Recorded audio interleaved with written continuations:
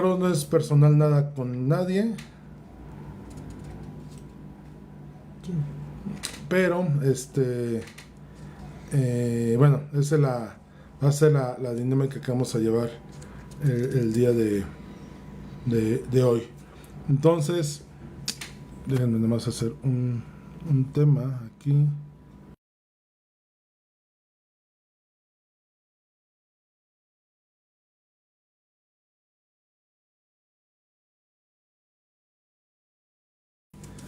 Ciertos problemas con la conexión. Bueno, les comentaba, voy a tocar 12 puntos, algunas preguntas difíciles a veces de responder, o que sale la duda de que eso no es pecado. No es personal nada con nadie, yo únicamente voy a exponer lo que dice la palabra, y en tu mente, en tu corazón está el criterio de qué tomar y cómo tomarlo. ¿Ok? Entonces,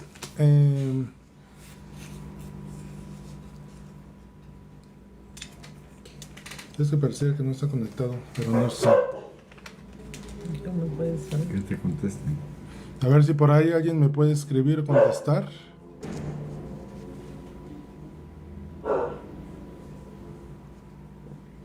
¿No estás bien? Sí, no, ya, por ahí ya alguien se conectó. Ok, porque no me aparecía nada. Ok, vamos a empezar por favor con la lectura en 1 Corintios 10, 23, 24 y 31, 33. Ese sí quiero dejarlo como que sea nuestra base de dónde partir, y sobre esas cosas cada uno lo puede meter en su corazón. Dice 1 Corintios 23, 10, 23, 24.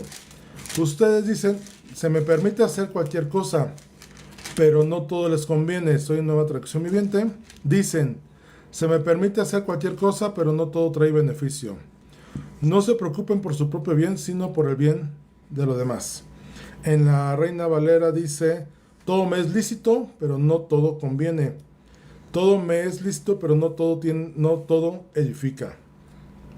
Y versículo 31 y 33 dice, así que sé que coman o beban o cualquier otra cosa que hagan, háganlo todo para la gloria de Dios.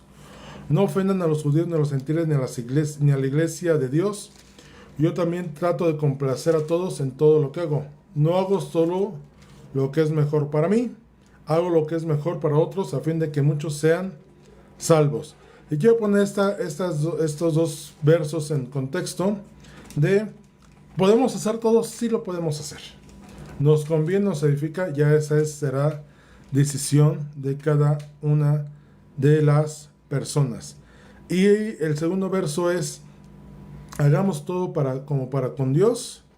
Ese sería un primer principio. Y tratemos de hacer todas las cosas tratando de agradar a los demás, primeramente a Dios obviamente, pero no por beneficio propio, sino para edificación de los demás. Y esa es una parte importante que conforme vayamos en las preguntas respondiendo, lo tengan en cuenta. Entonces la primera pregunta es una muy común, pero bueno, me la han llegado a hacer.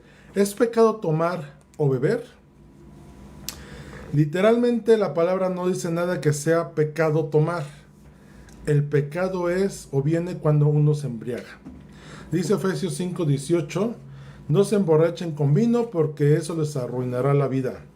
En cambio sean llenos del Espíritu Santo, cantando salmos, himnos y canciones espirituales entre ustedes y haciendo música para el Señor en Nueva Traducción Viviente.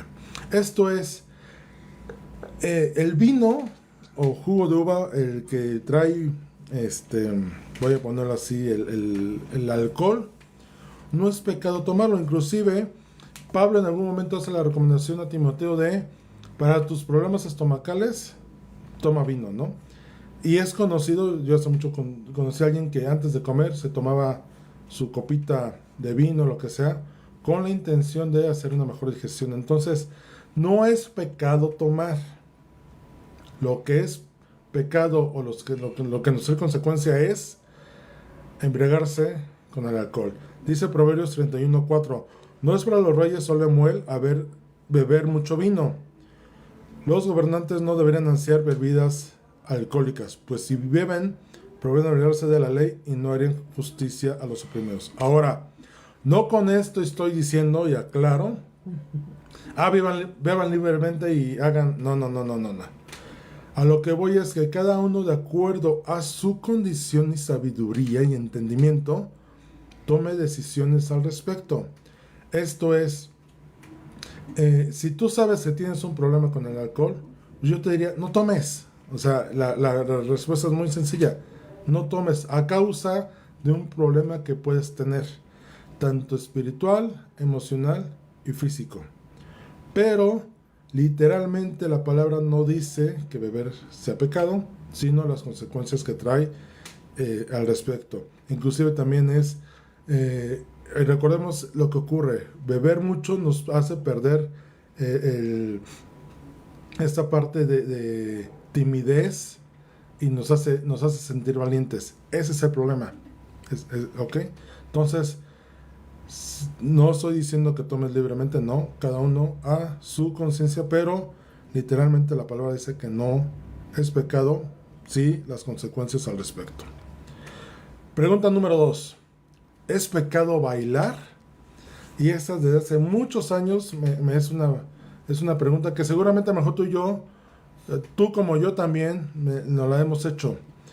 Y yo quiero dejar dos connotaciones muy distintas y que por ahí va el tema de cómo lo analices.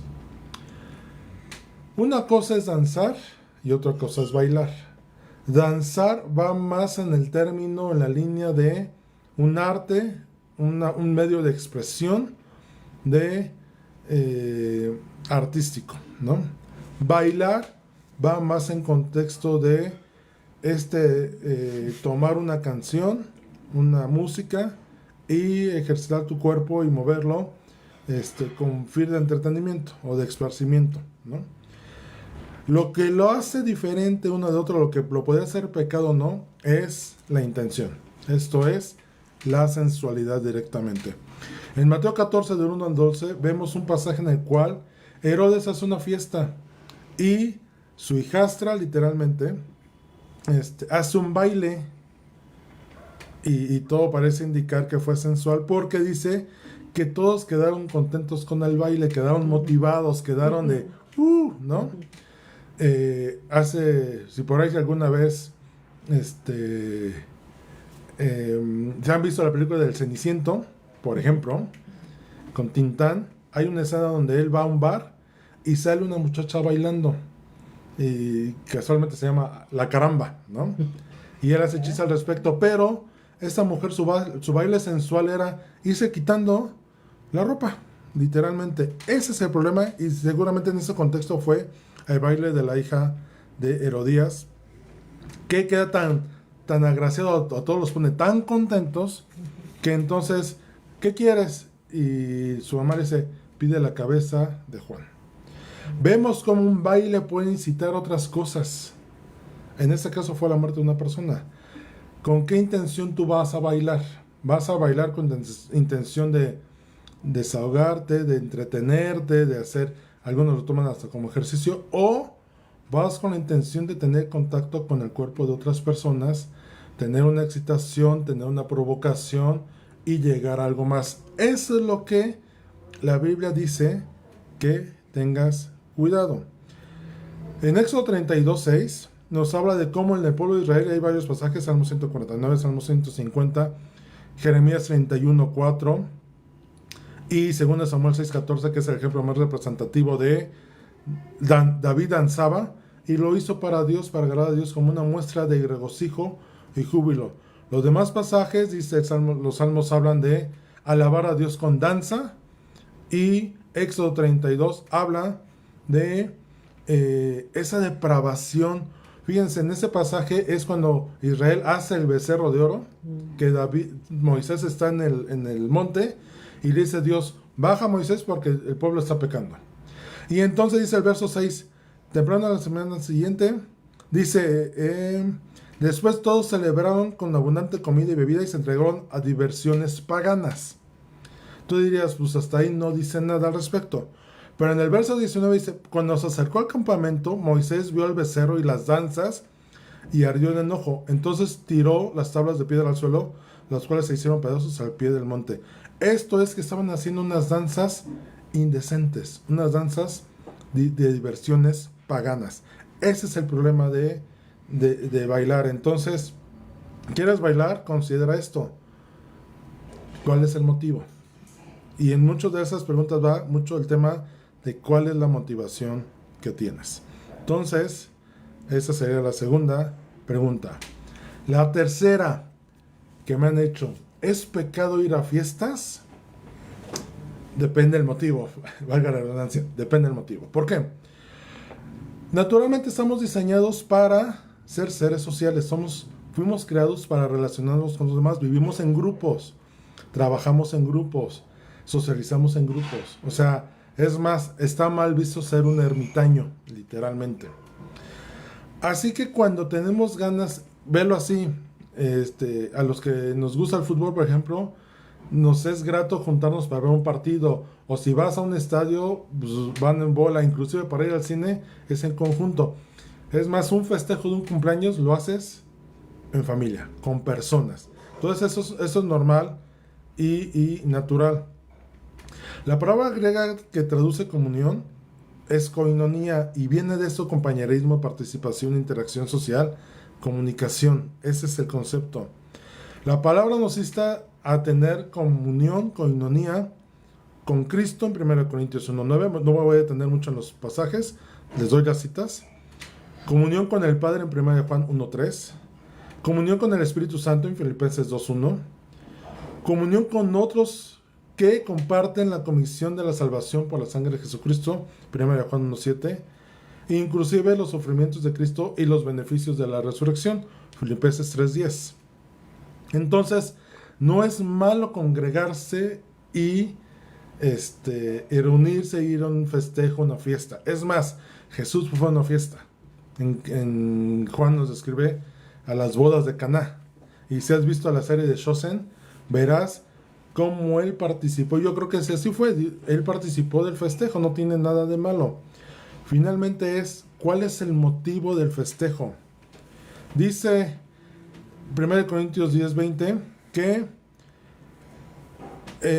dice: no, de ninguna manera, lo que digo es que esos sacrificios se ofrecen a los demonios, no a Dios, y no que ustedes tengan parte con los demonios. Esto es, no podemos tener comunión con cosas de maldad.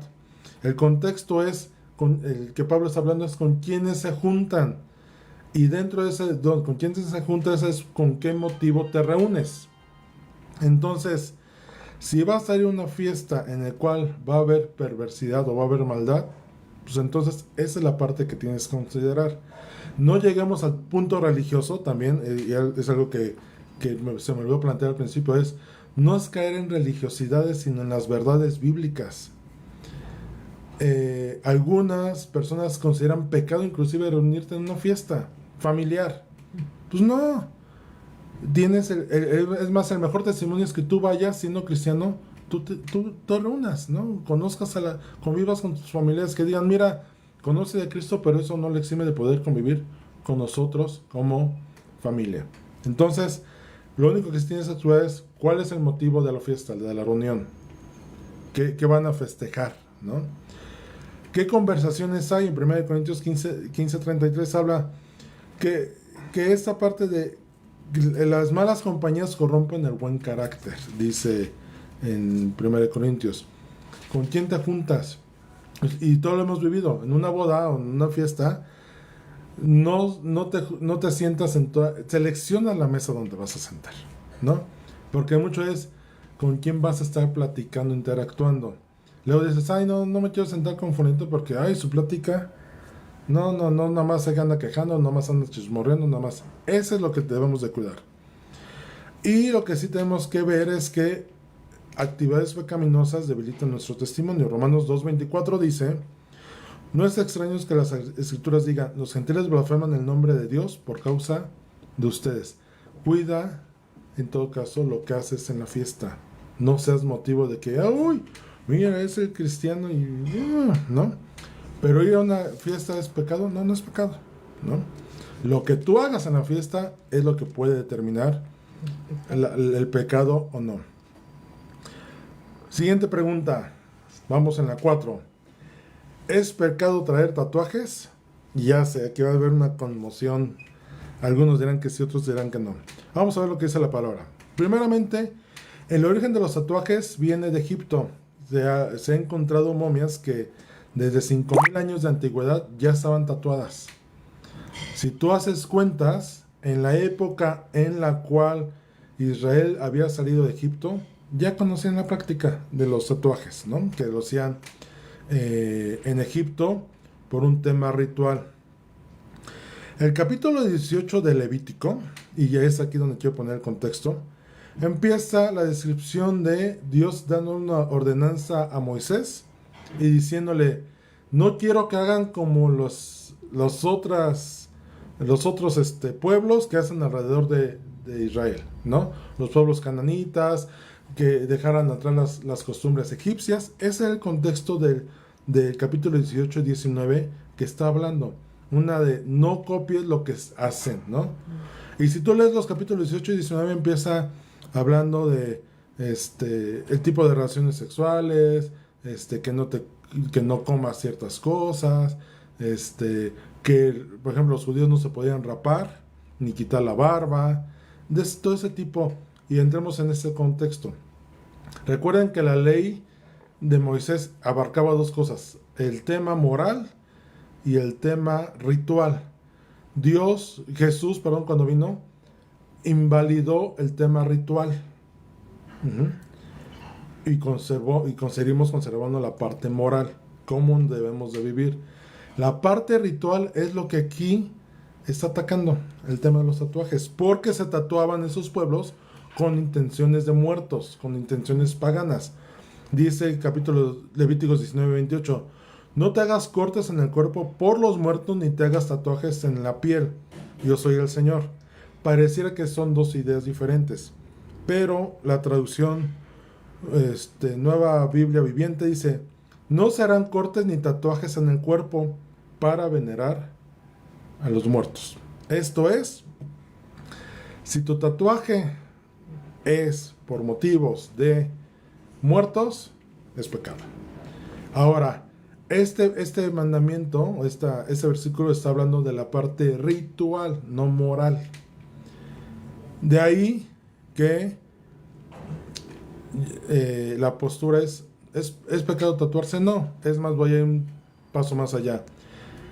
En Apocalipsis 19-16, fíjense, si tú condenas el tatuaje, vas a encontrarte una contradicción. Entonces, ¿cómo le vas a decir al Señor Jesús: es pecado tatuarse, si el Señor cuando regrese va a traer un tatuaje? Porque dice el verso Apocalipsis 19-16: en su manto y sobre el muslo lleva escrito este nombre: Rey de Reyes y Señor de Señores. Reina Valera dice: y en su vestidura y en su muslo, lo vuelvo a repetir, o sea, en la piel está escrito el nombre, y es el nombre de Rey de Reyes y Señor de Señores. Entonces, si tú consideras que el tatuaje es pecado, ¿Jesús estaría pecando? Sería mi pregunta. Obviamente no. Lo que tú debes de hacer hoy, si estás tatuado, simplemente cuida los motivos. ¿Por qué te estás tatuando? ¿Qué te estás tatuando? Eso sí debes de cuidar. De ahí a lo demás, vuelvo a reiterar lo que dice el primer verso que leímos en Corintios: todo me es lícito, pero no todo me conviene. Todo me es lícito, pero no todo me edifica. Ahí es donde tú tienes que determinar por qué lo haces, cuál es la motivación, ¿ok? Pero literalmente yo diría que bíblicamente tatuarse no es pecado. Ahora, pregunta número 5. Me hizo recordar a Adal Ramones. Punto número 5. Pregunta número 5. ¿Es pecado drogarse o fumar? A ver, para aquellos religiosos o extremistas que dicen: es que no hay un versículo textual que diga que fumar o drogarse sea malo. Pues obviamente no lo hay, porque en ese tiempo no existía ni el cigarro ni las drogas. ¿Cómo iban a poner sobre algo que no existía en descripción? Es como el tema de los dinosaurios. Es que los Biblia no habla de dinosaurios, sí, porque el término todavía no existía en ese tiempo. El término dinosaurio vino a establecerse hasta los 1600, 1700. Antes no existía. Entonces, literalmente la Biblia no habla de este tema como tal, pero sí nos da algunas pautas al respecto. Y la principal es que cualquier droga o cualquier estupefaciente o cualquiera de estos adicciones que pueden existir dañan el cuerpo. Ese sería uno de los puntos principales. Y si entendemos lo que dice 1 Corintios 6, 19 y 20, que ya no somos de nosotros, ya no nos pertenecemos, somos parte de Cristo y de su posesión, porque dice, ¿no se dan cuenta que su cuerpo es el templo del Espíritu Santo, quien vive en ustedes y les fue dado por Dios? Ustedes no se pertenecen a sí mismos, porque Dios los compró a un alto precio. Por lo tanto, honren a Dios con su cuerpo. Ajá. Entonces, entendiendo esto no podemos dañar el cuerpo que ya no es de nosotros. Es más, que ya fue pagado. En otras palabras, nos lo están prestando. Ese es el punto que nos abre la palabra. Dice Mateo 22, 26, ama a tu prójimo como a ti mismo. El amar al prójimo es porque tú te amas, porque tú te cuidas, porque tú te procuras, porque tú cuidas. Es más, voy a añadir esto, cualquier tipo de adicción para que nadie se escape, ¿no? Sean drogas, sea tabaco, sea mota, sea cualquiera de estos. Es más, yo voy a poner, sea coca, porque sí saben que la coca hace daño, ¿no? Sea refresco, sea frituras con mucha azúcar, inclusive ya ven que los alimentos traen ahí muchas calorías. Bueno, toda esa parte sí estamos llamados a cuidar nuestro cuerpo, de no dañarlo de esta manera. Entonces voy a hacer más extenso el tema. Drogarse, fumar, tomar esas cosas y procurarte un daño físico no denota al Espíritu de Dios en ti. Ahora,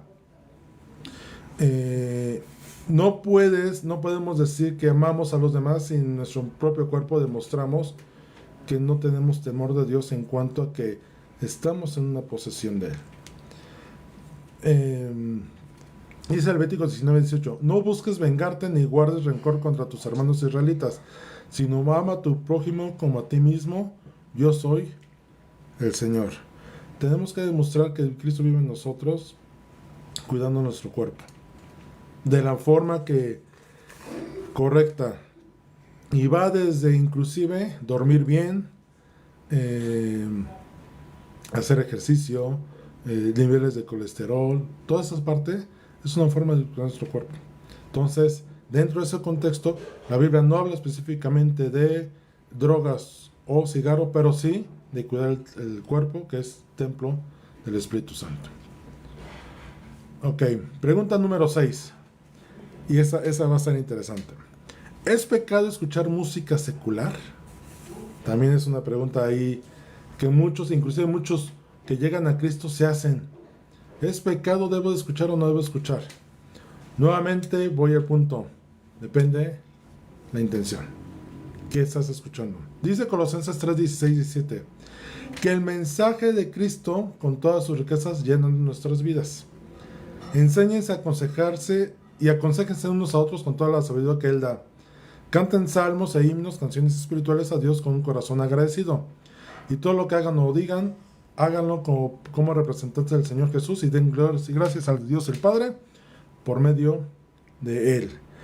Estamos instados a cantar himnos, canciones espirituales y salmos, ¿no? Salmos, bueno, pues son los versos que tenemos escritos en la palabra, que son 150, que todos comúnmente van acompañados de música y que llevan un propósito de exaltación a Dios, o podían llevar un tema de remordimiento y perdón delante de Dios, o un tema de aflicción en el cual era poner la confianza en Dios y retomar aliento en Dios, ¿no? Más o menos es lo que algunos salmos son testimoniales, mesiánicos y proféticos. Ajá. Eso es lo que sale de nosotros.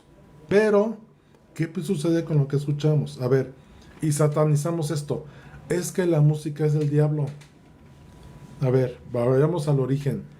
La música forma parte de las artes, de las bellas artes, que fueron dones y talentos que Dios le dio al hombre para expresarse. Fuera a expresar regocijo, sentimientos, emociones, y es válido. Dios así nos hizo. Es más, cuando se hizo el tabernáculo, dice la palabra, no recuerdo los nombres, había dos, uno principal y su ayudante, que eran expertos en trabajar el metal, los metales directamente, ¿no? Y la madera y la tela, o sea, eran artesanos, eran artistas de la herrería, ¿no? Entonces, ¿era un pecado? No. Así como hay gente que diseña arquitectura y que hace edificios, ¿a poco sería pecado? O el que pinta sería pecado. Digo, estoy poniendo este contexto así porque entonces, ¿por qué la música sí sería pecado? ¿No? Entonces, la ejecución musical o escuchar música, como admirar una pintura o admirar una fotografía o ver una película o entrar a un edificio arquitectónico, no son pecado. Ver una escultura no es pecado. Ni modo que vayas por Reforma y veas el Ángel de la Independencia y pases así, ¿no? No lo voy a ver porque es pecado. No. O sea, pongamos sentido común a las cosas. El tema es que escuchas. Dice la palabra de Dios que en Romanos 17, así que la fe viene por el oír, es decir, por oír las buenas noticias acerca de Cristo, por escuchar el Evangelio. O sea, lo que recibes, fíjate, no dice lo que lees, dice lo que escuchas. Por eso es importante congregarse, valga el comercial ahorita, porque escuchas la palabra. Lo que estás haciendo ahorita, estás escuchando, y esto es lo que nos trae edificación y fe en Dios. Cuando escuchas el testimonio de alguien que tuvo una manifestación sobrenatural de Dios, escuchas la fe, escuchas su fe, lo escuchas con fe y te edifica. Y dices, si Dios lo hizo con él, también lo puede hacer conmigo.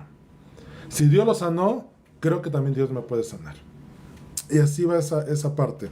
Entonces, es evaluar qué es lo que escuchas.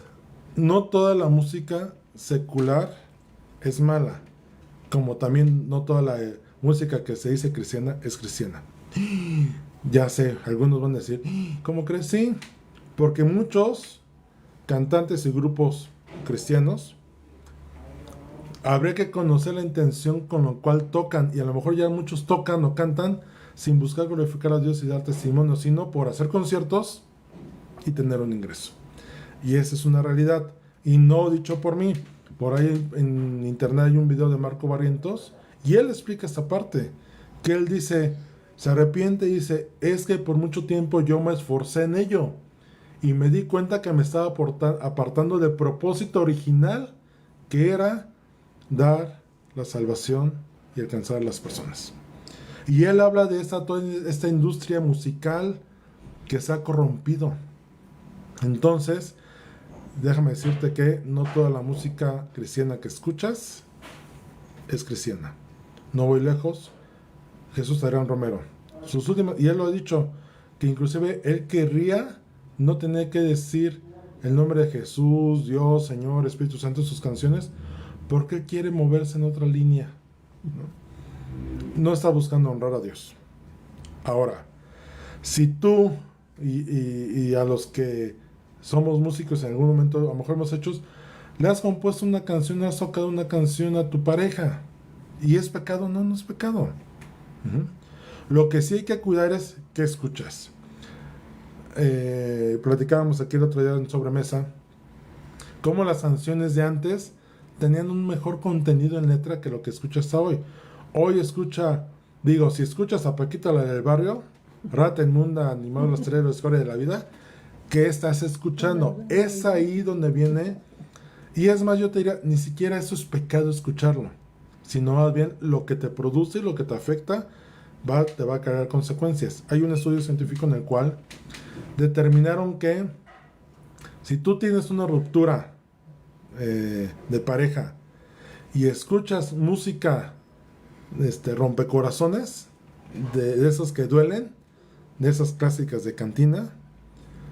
Y si hay una cierta repetición, un patrón en las canciones sí hay una afectación psicológica que puede ocasionar que la persona salga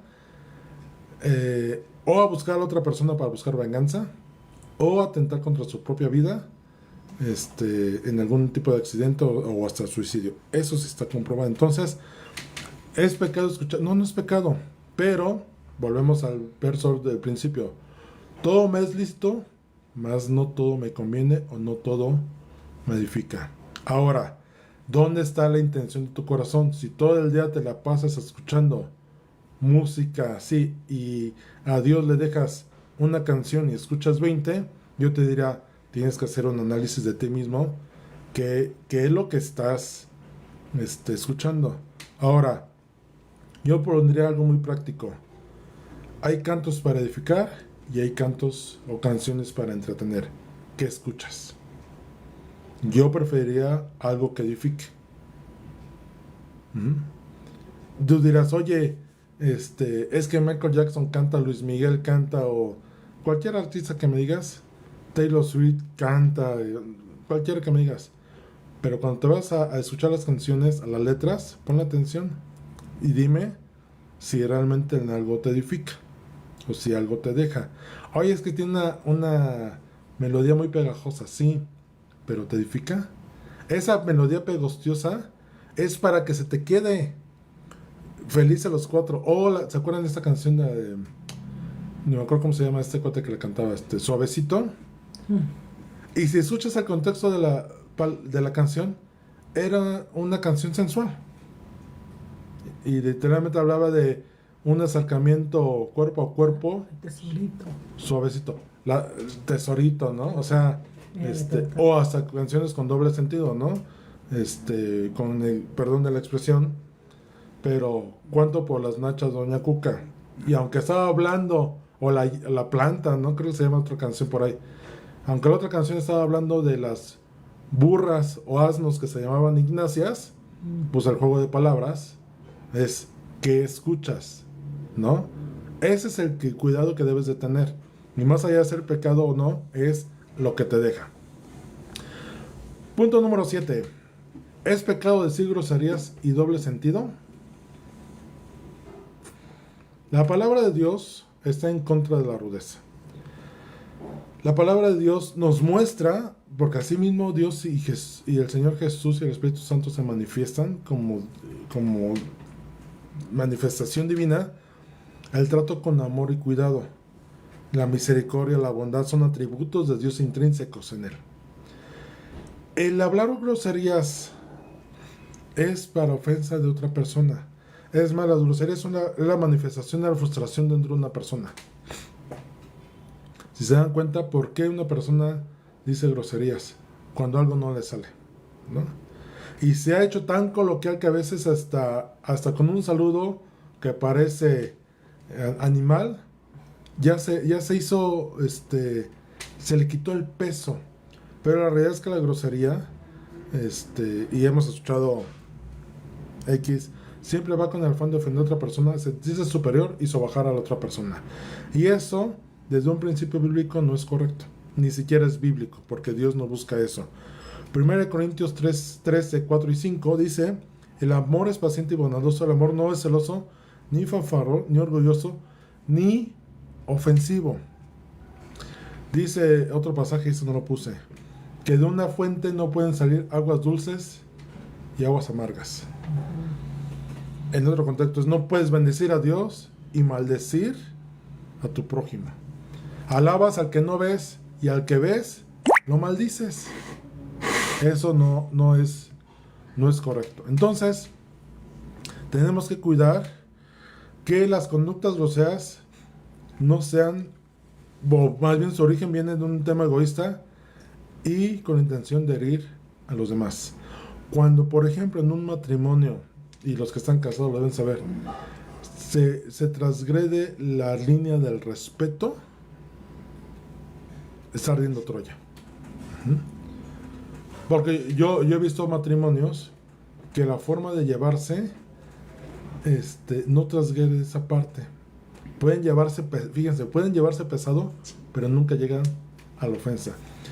Hay un video, bueno, un youtubero que con su esposa, son gringos, que juegan, hacen bromas de ponerse un globo con pintura. Entonces siempre que va entrando uno a otro se lo hace. Pero lo que me llama mucho la atención es que no se enojan, sino él se lo hace a ella y se ríen los dos, ¿no? Y así como, me agarraste, y va la venganza, ¿no? Y ella se lo hace a él y él no se enoja, sino se ríe. Y tienen infinidad de videos que hasta han subido cuando les falla, ¿no? Que a ellos mismos se les rompe el... Y yo me veía y meditaba y decía, ¿qué tipo de relación llevan ellos? Que hay tal punto de confianza que pueden jugar así, yo diría que juegan así, sin llegar a la ofensa, ni al enojo, ni a la contienda, ni al me lo hiciste, me vengo, no. Y entre ellos juegan y a veces y algo importante, se hacen la broma y quien lo haya hecho, los dos limpian lo que hayan manchado. Eso me llamó mucho la atención porque dije, hay respeto. Cuando tú le faltas el respeto a una persona, literalmente estás atentando contra la relación que tienes. Y no vayamos más lejos. Dice la palabra que inclusive si tú murmuras o hablas mal de alguien, es como si lo estuvieras asesinando. Por eso, ¿es pecado hablar groserías? Sí. Ahora, el juego de dobles palabras también va en ese sentido. Desgraciadamente el juego del albur y toda esa parte va en detrimento de la mujer comúnmente. Siempre ese juego de palabras deja a la mujer en una posición mal planteada, ¿no? Hay que cuidar lo que dices. Y si todo tiene un tiempo, todo tiene un lugar.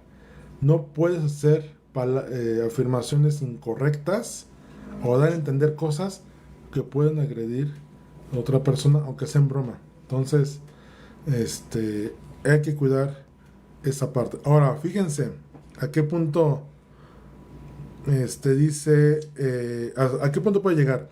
Dice 1 Corintios 6, 9 al 11. Hace un listado de los que no entrarán en el reino de Dios a causa de su pecado.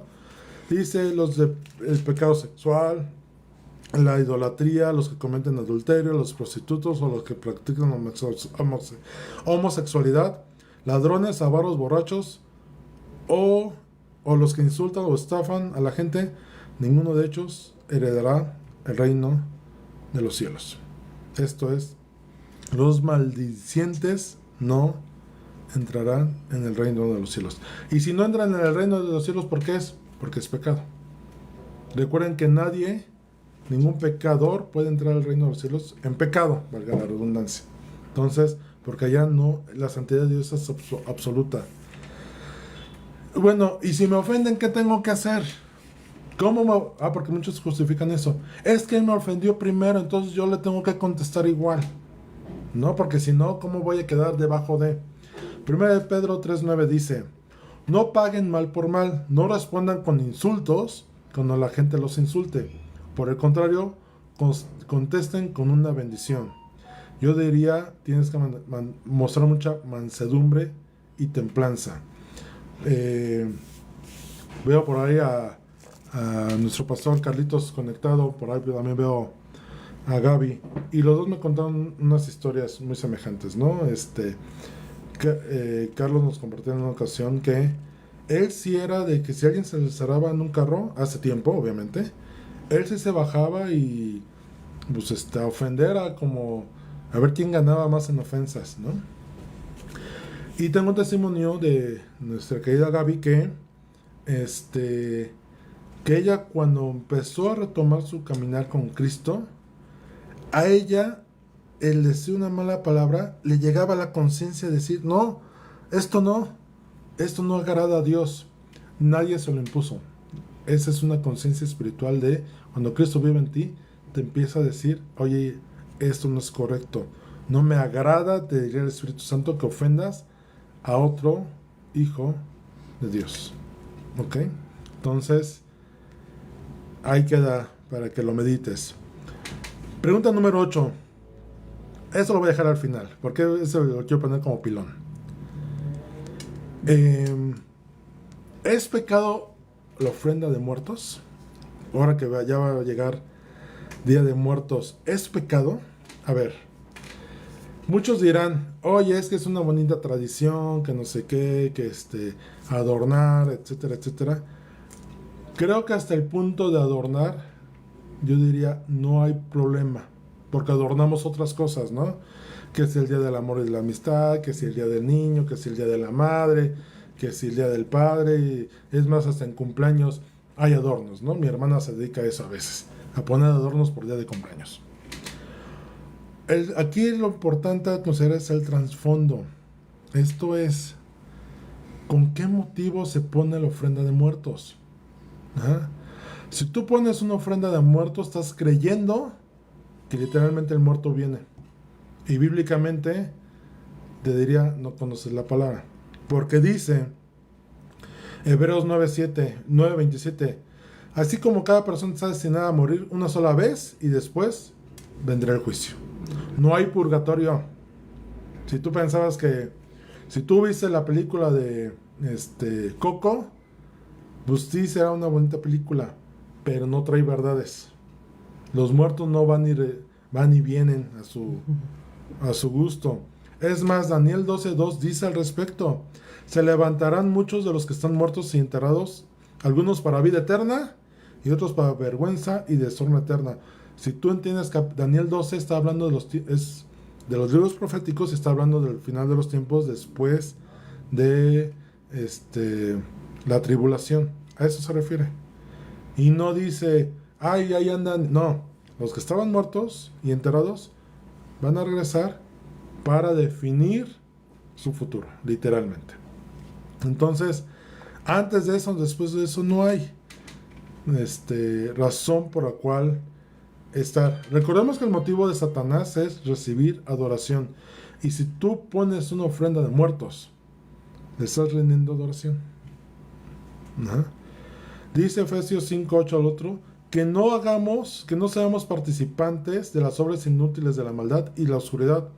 Al contrario, sáquenlas a la luz.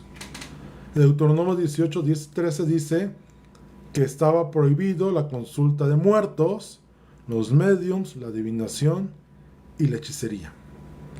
Entonces, fíjense, en Deuteronomio 26:13 hay una ofrenda establecida por Dios para el pueblo, en el cual tendrán que traer un diezmo de sus cosechas. Y dice que en ninguna de esas porciones de esa ofrenda, en el verso 14, la ofreció a los muertos. Hacerlo, te diría, va en contra de entonces tu conocimiento de la palabra de Dios.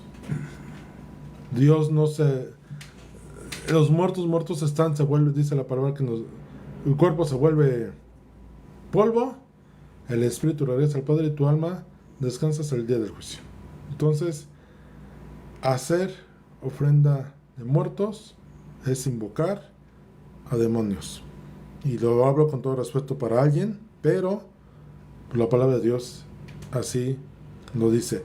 Salmo 106, 28 y 29 dice: después nuestros antepasados se unieron para rendir culto a Baal en Peor, hasta comieron sacrificios ofrecidos a los muertos. ¿Es pecado comer pan de muerto? No, no es pecado pan de muerto. Al final del día el pan es comida, ¿no? Pablo habla de eso en Hechos, en Romanos. En Corintios, perdón. Si tú sabes que ese pan de muerto lo van a poner en la ofrenda, lo pusieron en la ofrenda te lo quieren ofrecer en comida, ahí sí no participes, según lo que la palabra de Dios dice. Pero si te dan a comer un pan de muerto y después te enteraste que estaba en la ofrenda, cómetelo sin conciencia de pecado, porque no sabías. Pero consultar muertos y ofrenda a los muertos, bíblicamente, sí es algo que Dios aborrece y es pecado. ¿Es pecado celebrar Navidad? ¿Qué opinan? Volvemos al motivo, ¿no? Al por qué. Si leemos Lucas 2, del 8 al 14, que narra el nacimiento de Jesús y cómo ángeles fueron a avisarle a los pastores, y dice que los pastores iban gozosos buscando el pesebre donde estaba Jesús, y que inclusive ángeles descendieron y cantaban con regocijo, y que inclusive los magos llegaron de Oriente, llegaron con ofrendas, obviamente llegaron en celebración. Si tú entiendes que la Navidad es el recordatorio, no es más que eso, el recordatorio del nacimiento de Jesús, yo te diría, celebra Navidad, no hay problema. Ajá. Ahora, si tú empiezas a meter ahí dentro de la Navidad que en Santa Claus nada tiene que ver con Jesús. No hay motivo, ¿no? Si nos ponemos estrictos, Jesús, las fechas están invertidas. Él nació como por marzo-abril y murió por noviembre, diciembre, ¿no? De acuerdo a los estudios en tiempos, ¿no? Pero si ese es el motivo de celebración, celébralo. El árbol de Navidad trae un trasfondo pagano, pero yo te diría, ¿en qué está tu intención de celebrar Navidad? En recordar a Jesús, y no solamente su nacimiento, su promesa cumplida al nacer en la tierra, despojándose de ser Dios para hacerse hombre. Si ese es tu motivo de celebración, que no se quede ahí, sino también tienes que... De hecho, en la cena del Señor hay algo importante. Recordamos su nacimiento, su muerte, su resurrección y su promesa de regreso. Esos 4 eventos celebramos en la cena del Señor. Entonces, no podríamos celebrar su muerte si no primero nació. Entonces, Jesús un día nació en tu corazón como en el mío, y eso lo celebramos. Entonces, si Jesús es el motivo de tu celebración de Navidad, hazlo bien, y es más, hasta dar pretexto de dar testimonio a tu familia, a tus amistades, a tus amigos, etc. Si te lleva un tiempo de reflexión y de entendimiento de las cosas, te diría, celébralo. Si vas a adornar tu arbolito y todos se van a reunir alrededor del arbolito, y vas a cantar Mi burrito sabanero, que no tiene, o Mira cómo beben los peces en el río, que alguien me explique la canción, primeramente la letra, nada tiene que ver con el nacimiento de Jesús. Eso es lo que debes de cuidar. Si festejar Navidad te lleva a tomarte 12 copas, pues estás fuera de contexto, ¿no? Entonces, no es pecado celebrar la Navidad, porque el mismo nacimiento de Jesús fue celebrado por los pastores y por los ángeles y por toda la gente que supo al respecto. Recordemos que cuando Jesús fue llevado a ser presentado al templo a los 7 días, la profetisa Ana celebró y agradeció a Dios, y el otro varón, si no me recuerdo se llama Simeón, dice: gracias, Señor, porque permitiste que yo viera al Salvador antes de mi muerte. Y eso de ver es su nacimiento, que tenía que pasar su nacimiento para ver él la promesa. Entonces, ¿es pecado Navidad? ¿Celebrar Navidad? No. Simplemente cuida qué cosas. Santa Claus no es de Navidad, ¿no? Y rápido, ya vamos en el 10. ¿Es pecado comer carne de cerdo? Me voy a ir bastante rápido. En el Levítico 11:7 se establece que es un animal impuro. Punto. Isaías 65 del 1 al 5, entre otras cosas que describe que el pueblo hacía por rebeldía y que a Dios no le agradaba, viene fíjense, verso 4, rendir culto a los muertos, ahí de paso, y en el verso, en el mismo verso después dice: comen carne de cerdo y hacen guisos con otros alimentos prohibidos. Estamos hablando de un pueblo rebelde que estaba pecando deliberadamente delante de Dios en las cosas que él hacía. Ahora, recordemos nuevamente, era un tema ritual el no comer carne, porque era un animal impuro, y la impureza se refería a un tema de rituales. Si eras impuro, tenías que pasar un proceso presentando una ofrenda para volver a ser puro. Ajá. En Marcos 7:19 dice, dice Jesús, la comida no entra en su corazón, solo pasa a través del estómago y luego termina en la cloaca. Hablando del contexto de no lo que contamina al hombre, no lo que entra, sino lo que sale del corazón. Y dice el verso 19, al decir esto, declaró que toda clase de comida es aceptable a los ojos de Dios. Esa notita la pone Marcos en relación a lo que dijo Jesús. Y si por ahí has estudiado, mucho se estima que Pablo le dictó literalmente a Marcos la carta de Marcos, digo, el Evangelio de Marcos. Entonces podríamos decir que Pedro sabía de qué estaba hablando, es decir, con esto Jesús santificó la comida. Y Pablo lo confirma en Hechos 10:15, porque vemos que cuando Pedro tiene esta imagen de bajar un lienzo con todos los elementos que le dice Dios desde el cielo, come. No, Señor, yo nunca he comido ningún alimento. ¿Y qué dice la palabra? No llames algo impuro si Dios lo ha hecho limpio. Entonces, si Pedro tuvo este contexto de esta visión y después le dictó a Marcos, es porque ya te había entendido que no importa lo que comas, porque era un tema ritual. Y 1 Corintios 8:8 dice, es cierto que no podemos obtener la aprobación de Dios por lo que comemos. O sea, comas o no comas, eso no te hace más acepto o menos acepto delante de Dios. No perdemos nada si no lo comemos y no ganamos nada si lo comemos. O sea, el pecado de la comida es la gula, no la comida como tal. Hay un doctor que dice a mis papás, coman de todo, pero sanamente en porciones sanamente racionalizadas. ¿Okay? Punto 12. ¿Es pecado vestirse de cierta manera?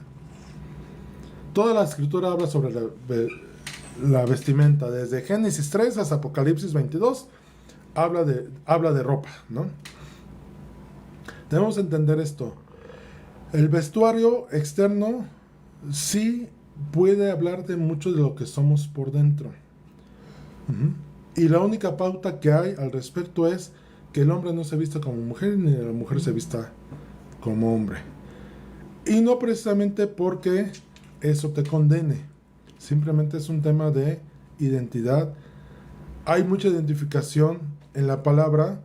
Los reyes, ya me voy más rápido, los reyes se vestían de vestidos reales, había una identificación por su vestimenta.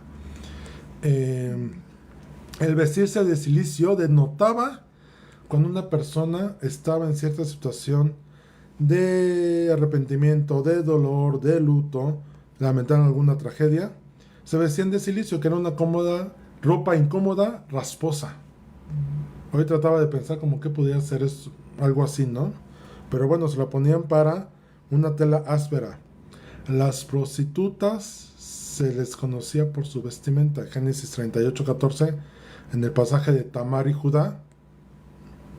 Y Proverbios 7:10 dice que la mujer salió al encuentro del joven y que iba vestida de una manera seductora y con un corazón astuto. Hasta le dice, mira, cumplí mis votos y salí a buscarte y te encontré, vente, vámonos a mi casa, no está el marido. ¿No? O sea, a ese punto de cinismo. Juan el Bautista y Elías vestían un cinturón de cuero, los cuales los identificaba. Curiosamente, los dos vestían el mismo cinto de cuero en la cintura. Entonces, Deuteronomio 22:5 habla de esto, de que vestirse adecuadamente. ¿Qué es lo que principalmente busca Dios y establece Pablo de la vestimenta? Vestirse prudentemente y con decencia. Es lo que Pablo establece en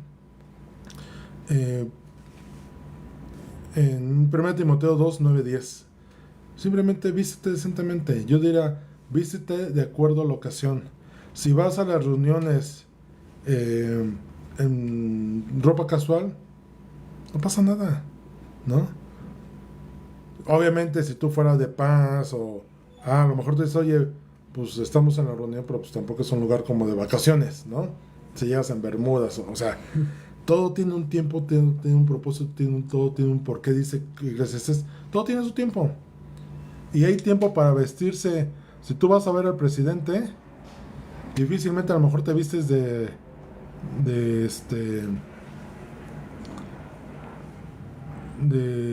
de traje. Bueno, más bien tendrías que ir de traje, o eso te nos impondría, ¿no? Entonces, vestirte hacia otro no es pecado, ¿no? Simplemente vístete decentemente. Obviamente, en la decencia de, pues no, yo te diría, no busques vestirte de una forma que las demás personas sean provocadas a algo. El último, ¿es pecado el celular? Estar mucho tiempo en el celular. A ver, y aquí aplica para consolas, para televisión, para... no es tanto el aparato, sino qué ocupas o qué haces con el aparato. Tenemos que saber cómo trabaja Satanás, según en Corintios 2:11 lo dice. Y yo te diría, siempre que estés en alguno de estos aparatos, Salmo 101:3, no pondré delante de mis ojos cosa injusta. Aborrezco la obra de los que se desvían, ninguno de ellos se acercará a mí. Tienes que hacer un autoexamen. Salmo 26:2 dice, escudriñame, oh Dios, y pruébame. Examina mis pensamientos más íntimos y mi corazón. ¿Qué ves o en qué pierdes tu tiempo? Ese sí es el tema de cuidado. ¿En qué te edifica estar tanto tiempo en el celular? ¿Qué ves? Si ves puros TikToks que nada te edifican, o estás en la sociedad, no estoy haciendo nada, no tengo ganas de hacer nada, y te pones a ver redes sociales, lo que pongan en un muro de Facebook, por ejemplo, es lo que piensa la persona. Es ilógico que alguien ponga algo en lo cual no cree. Por ahí decía un dicho, dime qué publicas y te diré quién eres. En ese contexto de, si publicas algo es porque estás de acuerdo con ello, ¿no? Difícilmente sea incongruente que pues es algo que no. Entonces, cuida lo que publicas, cuida lo que ves. ¿Es pecado el celular? No, no es pecado. Pero si tú a través de lo que publicas haces pecar a alguien más, a Dios no le agrada que alguien haga pecar a alguien más, ¿no? Y voy a cerrar con el último tema, que no es propiamente una pregunta, pero porque no hay una pregunta al respecto. ¿Es pecado deshonrar a los padres? Pues no, nadie te va a preguntar eso. Nadie te va a decir, oye, estoy deshonrando a mis padres, pero ¿es pecado? No. Pero quise tocar ese punto porque es otro de las cuestiones que luego saltan y que la gente no tiene conciencia al respecto. Si yo te dijera que deshonrar a los padres era causa de muerte, ¿qué me dirías? Y déjame decirte que ese no es un pecado ritual, ¿eh? Digo, no era una ordenanza ritual, era una ordenanza moral. O sea que si hoy sigue aplicando, el que deshonra a su padre amerita la muerte. Dice Éxodo 21:14-17, si alguien mata a otra persona a propósito, tendrá que agarrar al responsable y matarlo. Cualquiera que golpea a su padre o a su madre será ejecutado. Y dice después todo secuestrador será... O sea, se dan cuenta que cuando entre un asesino y un secuestrador, la deshonra a los padres está clasificado en el mismo nivel, ¿eh? O sea, vida por vida. Deuteronomio 21:18-21, fíjense lo que dice. Si tienes un hijo nini, borracho, desobligado, terco, rebelde, y se niega a obedecer, tú en ese tiempo, los padres tenían que llevarlo ante los líderes y decirle, oye, este hijo ya le hablé, ya le dije, ya me está deshonrando, aquí lo vengo a presentar. ¿Y qué creen que pasaba con el hijo? Lo mataban. El mandato era cuello. Y tenía que morir a pedradas. Y dice el verso 21, de este modo limpiarás esa maldad. O sea, La deshonra a los padres trae consecuencias no solamente a la persona, sino alrededor, porque dice, sacarás esa maldad de en medio de ti, y todo Israel se enterará y tendrá miedo. Esto es, iba a ser un ejemplo. Dios cuida mucho que los hijos honremos a nuestros padres. Y la honra, a lo que se refiere Éxodo 20:12, no solamente es darle respeto y honrarlos, sino a veces hasta entrarle a la cuestión monetaria cuando se puede y cuando aplica. Y si no puedes hacerlo, pues mínimo honralos. Dice Pablo, que los hijos honren a los padres, y los padres, pues que no hagan de exasperar a los hijos, ¿no? O sea, también no es, pues como me tienes que honrar, yo voy a hacer lo que te voy a mandar y te voy a mangonear como ya. No, no, no. También dice, no los exasperes, ten cuidado con ellos. Entonces, esa no es una pregunta, pero creo que es un buen tema tocar de, si no estás honrando a tus padres, hónralos. Más allá del beneficio de más años de vida, tu vida está en riesgo y mereces morir al respecto, y es considerado un pecado como si mataras a alguien. Y eso sí está de cuidado. Y quiero cerrar con un último pasaje englobando todo esto. Dice 1 Corintios 8:9-13. Pero ustedes deben tener cuidado de que su libertad no haga tropezar a los que tienen una conciencia más débil.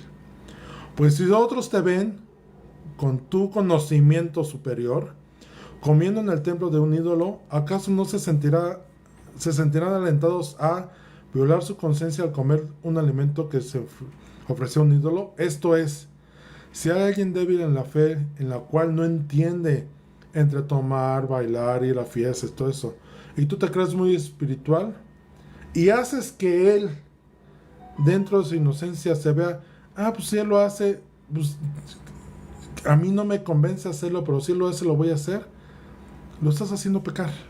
Eso es lo que Pablo dice, trato de agradar a todos, no por mi beneficio, sino por ellos. Es lo que leímos al principio.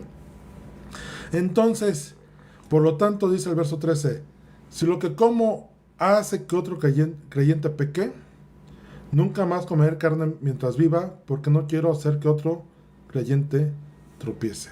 Y estas 12 preguntas que yo quise responder en ese tiempo es llevarte a este punto. Hazlo todo con conciencia. Si la otra persona se siente cómoda con no comer carne de puerco y tú sin problema comes carne de puerco, no lo obligues.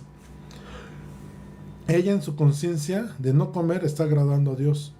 Y tú en tu conocimiento de que a Dios no les agrada y que puedes comer libremente, estás agradando a Dios. Los dos están agradando a Dios. No hay por qué hacer que uno peque a causa del otro. Y así en cualquiera de los otros temas, sea bailar, sea drogarse, sea tomar, etcétera, etcétera. Y vuelvo a reiterar para que después no se diga, no estoy dando carta abierta a pecar, porque la palabra no es lo que dice. Lo que estoy diciendo es que tengas una conciencia y madurez en Cristo como para saber qué cosas están permitidas, cuáles no, cuáles Dios aborrece, y sobre todo que tengas el conocimiento de Cristo, de no caer tampoco en religiosidades y señalar a otros cuando tú lo haces o no lo haces. No es tema de fariseos, no es tema de religiosidad, es tu tema de conciencia con Dios. Dios, ¿qué te dice?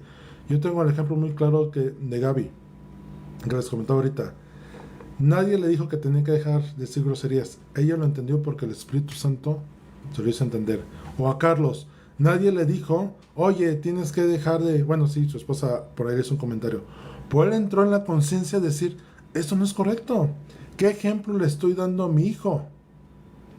Y entonces, a causa del testimonio de su hijo, él se abstuvo de hacerlo. A esa parte tenemos que llegar. No caer en religiosidades.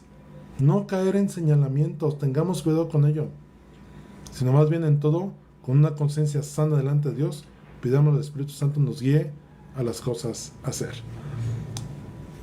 Y si por ahí tienes alguna otra pregunta que por ahí te haya salido y que yo no he tocado, mándanos por un mensajito. Y en una oportunidad, pues con gusto aclaramos la duda o el comentario o la pregunta que tengas al respecto. Siendo así, les pido que cierren sus ojos, vamos a orar y vamos a terminar este tiempo. Padre bendito, gracias por tu palabra, que nos guía a cómo vivir correctamente delante de ti, a salir de imposiciones humanas de pecado que no son, a esas cargas que los hombres han puesto, y a entender, Señor, que no caer en juzgamientos, Señor, que nos han llevado a veces hasta hacer cosas peores por guardar buenas apariencias. Señor, enséñanos a vivir en tu verdad, en tu conocimiento, en tus principios, y sabiendo, Señor, que si hay cosas que te desagradan, definitivamente esas no las podemos ocultar. El pecado es pecado y tú lo aborreces. Pero, Señor, no vivir en una condenación impuesta, juzgativa y condenatoria, sino en una conciencia de buscar hacer lo que te agrada a ti y buscar dar testimonio a los demás. Y, Señor, no permitas que por causa de nuestras malas decisiones tu nombre sea vituperado y las personas se pierdan, sino más bien podamos ser guiados en tu espíritu, ser llenados de tu espíritu, saber comportarnos, tener mansedumbre y templanza y sobre todo la revelación clara y divina de tu palabra. Gracias, Dios, por este tiempo, y a ti sea la honra y la gloria por siempre, Señor Jesús. Amén y amén. Amén. Estamos despedidos, espero que les haya aclarado dudas más que agrandárselas. Y bueno, si hubiera por ahí algún otro comentario, con todo gusto ahí en el perfil de Jardín de Andén del ministerio puedes mandar tus dudas, o en cualquiera de las plataformas, Facebook, YouTube, Instagram, cualquier cosa estamos a tus órdenes. Y por aquí nos vemos el domingo en la reunión presencial que tenemos. Bendiciones, bonita noche. Tirín, tirín, tirín.